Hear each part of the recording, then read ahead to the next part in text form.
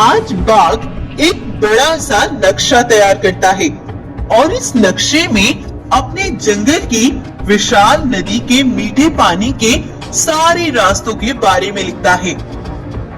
अब नदी के ये सारे रास्ते मुझे हमेशा याद रहेंगे।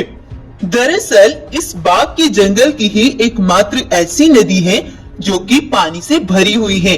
बाकी आसपास के जंगलों में पानी का बड़ा अभाव है और ये बाघ इस नदी के सारे रहस्यमय रास्तों के बारे में इस पत्र में लिखता है और इसे लकड़ी के एक बक्से में रख देता है ताकि उसे हमेशा ये रहस्यमय रास्ते याद रहें और वो कभी भी इनके बारे में किसी को नहीं बताता।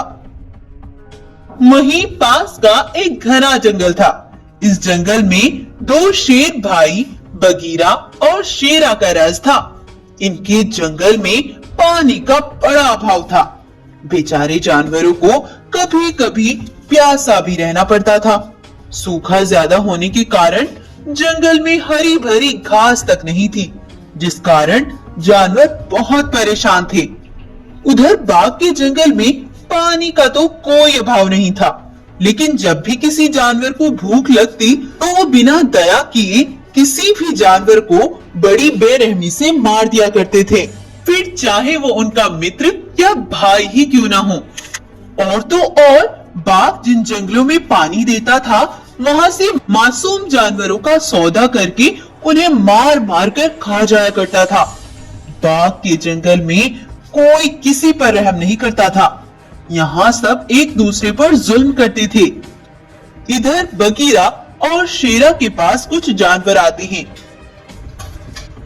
महाराज बगीरा, हम आपके पास बहुत बड़ी समस्या लेकर आए हैं। हम सभी जंगल में सूखा घास खा खा कर जी रहे हैं और पानी का तो इतना अभाव रहता है, बहुत से जानवरों को प्यासा ही रहना पड़ता है महाराज। यह सुनकर बगीरा और शेरा बड़े दुखी होते हैं। फिर शेरा कहता है, परेशान मत हो भाइयों, अब हम इस समस्या का हल जरूर निकाल लेंगे। तुम सब बस थोड़ा धैर्य से काम लो, हम इस समस्या का हल सोचते हैं। तब सारे जानवर चले जाते हैं। तब शेरा बगीरा से कहता है, भाई बगीरा, अब हम दोनों को नदी से आने वाले रास्ते का पता करना ही होगा। हाँ, लेकिन भाई बंटी के जंगल की उस नदी का रास्ता हम कैसे पता करेंगे? तब शेरा बगीरा को अपना पूरा प्लान समझा देता है और प्लान के हिसाब से ही शेरा अपने दोस्त को बुलाता है और उसे अपना पूरा प्लान बताता है। फिर वो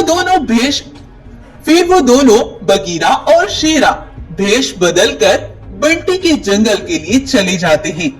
वहां वो दो भालू का रूप लेकर जाते हैं। जैसे ही वो दोनों भाई जंगल के अंदर प्रवेश करते हैं तो वहां वो देखते हैं कि जंगल के जानवर एक दूसरे पर बहुत जुल्म कर रहे हैं। यहाँ कोई भी भाईचारे से नहीं रहता, किसी पर कोई रहम नहीं करता। तब वो दोनों भाई जंगल में बड़े बड़े पत्थरों के पीछे चले जाते हैं और भालू की खाल उतारकर चैन की सांस लेते हैं। ऐसे ही रात हो जाती है।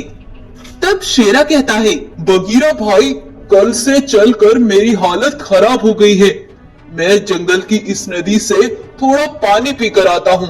तब बगीरा कहता है, भाई तुम भालू की खाल पहन लो। अरे नहीं नहीं भाई, रात हो रही है, यहाँ के जानवर रात में थोड़ी पानी पीते होंगे। ये कहकर वो तेजी से नदी पर पानी पीने के लिए चला जाता है। शेरा अभी पानी पी ही रहा था, तभी बंटी के जंगल का एक चीता उसे देख लेता है और वो बहुत तेजी से दौड़ता हुआ बंटी के पास जाता है और फिर कहता है, महाराज महाराज, दूसरे जंगल का एक शेर हमारे जंगल की नदी से पानी पी रहा है। आप जल्दी से अपने सिपाही भेजकर उसे पकड़वा दीजिए। तब बंटी अपने सिपाहियों को भेजकर शेरा को पकड़वा लेता है और उसके सिपाही और चीता उसे बंटी के पास ले आते हैं। अरे तू क्या समझता था, मुझे कुछ नहीं पता चलेगा। अब देखना मैं तुझे कैसा मजा चखाता हूँ। तब बंटी शेरा पर बहुत जुल्म करता है। वो उसे कभी खुद मारता और कभी अपने सिपाहियों